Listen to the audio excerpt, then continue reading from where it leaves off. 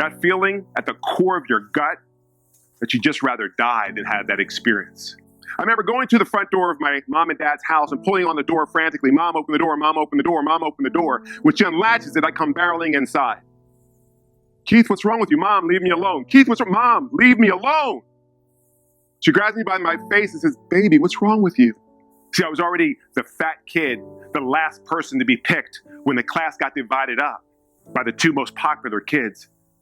And they picked the kids who wants to be on my team.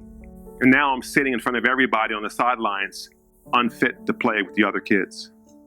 Brothers and sisters, what happened internally for this guy when I was second grade is an emotional detachment. At 18, I remember going to my mom and dad and saying, you know what? I need to leave. Keith, why? I need to go to California. When I realized they weren't going to talk me out of this aspiration, I fixed my hair like Prince in the Purple Rain album. I put all the gold in my collection like Mr. T from the 18 around my neck. And I got in my Z28 Camaro and I motored. And after 3 days, I am in Southern California. I needed a job, so I got a job doing security work at the ABC studios. A little short English man by the name of Elton John comes in. I asked his bodyguard, excuse me, sir, how do I get to do your job? He opens his blazer, shows me a gold shield, LAPD retired. He says, here's my business card, send me a resume. I got hired. I became an executive protection specialist bodyguarding lives. All the clubs I hoped to get access to, I now have carte blanche, 100% unfettered access to. I had Prince's number, I had Madonna's number, and during my time doing this for 6 years, life was good. Saturday, November 14th, I went to the Roxbury nightclub on Sunset Boulevard. A very illustrious establishment, the who's who, red carpet, and it was where you'd want to be on a Friday or Saturday night. And I'm up in the VIP room, hobnobbing with all the who's who. And then at 12:30, I wasn't feeling the vibe and I wanted to leave. As I got halfway down the rear stairwell, a friend said, Keith, go back up, man. Don't leave. Sit at my table because, I'll pick the tab up, Keith, so it's all on me. Don't worry about it. Well, I don't want this party to stop. Back up I went. Life was good. Sure, I got to smoke my smoke and drink my drink and snort my snort. So I go downstairs, and since I knew the owners, I got to keep my key, and I get in my Jag XJS V12, and I start the car, and I drive down Sunset, and I drove for a mile down Sunset Boulevard. And as I go around the turn, that's when my Jag went across a double yellow line. That's when I hit a Chevy Chevette almost head on.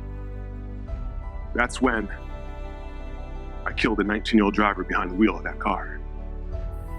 See, when I hit that car, the steering wheel of his vehicle impaled his heart. He died instantly. So November 1992, on Sunset Boulevard, the district attorney said I committed murder in the second degree. I drank, I drove, I crashed, and the person's gone. After serving 18 years, 3 months, 8 days, convicted of murder in the second degree for DUI, single fatality, I got released from California State Prison Corcoran. And I walked out of that state penitentiary with 18 years, 3 months and 8 days of unbroken consecutive sobriety and recovery because my choices I was making pre-92 were all about Keith Summers. They're all about self. What can I get? Because when I get, then I'll be. When I get the money, I'll get the car, I'll get the job, I'll get the girl, I'll get the career, and then I'll be perfect. And then some of my clients also suffered the same spiritual malady. Why would Whitney Houston leave 100,000 people screaming her name in a stadium? All the beauty, all the talent, all the world recognition, all the money, all the fame. Prince Rogers Nelson, Brittany Murphy, on and on and on. Because the malady causes us to find our cure on everything that's external. And that's the greatest lie.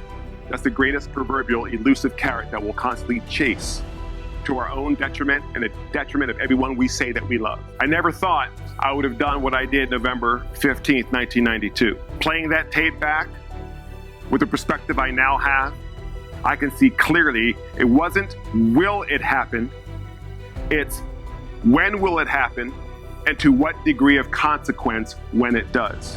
All that ails you is found in the cave of fears. Every single one of us on the planet Earth has an impaired perception. we're not feeling good enough. We're not feeling wholesome enough. We're not feeling educated enough. We're not feeling attractive enough. We're not feeling rich enough, talented enough, no matter who they are. So I encourage you to say, I need help.